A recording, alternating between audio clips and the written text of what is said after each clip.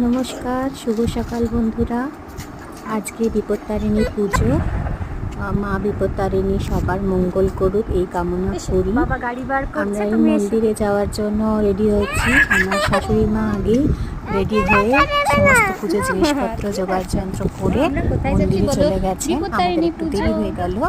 এই যে বাবাকে স্নান করিয়ে রেডি করতে দেরি হলো। তার বাবা বললো চলো তোমাদেরকে আমরা বাইকে করে ছেড়ে দিয়ে আসি। তাই আমি ওই বাবু আর হাজব্যান্ড পৌঁছালাম মন্দির প্রাঙ্গণে। মা ততক্ষণে পুষ্পাঞ্জলি দিচ্ছিলেন। এরপরে আমরা নেমে গেলাম। দেখো মায়ের পুজো হয়ে গেছে। এবার ওখান থেকে বেরিয়ে এসে সবাইকে সিঁদুর পরিয়ে দিচ্ছে। মা বিপত্তারিণীর কৃপায় সবার সিঁদুর অক্ষয় থাকুক এই কামনা করি।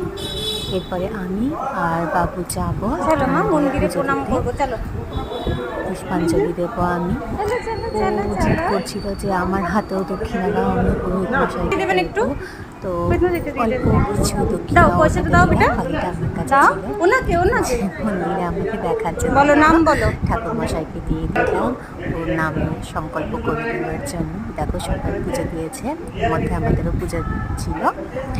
মায়ের মূর্তির সামনে বসে পুষ্পাঞ্জলি দিলাম।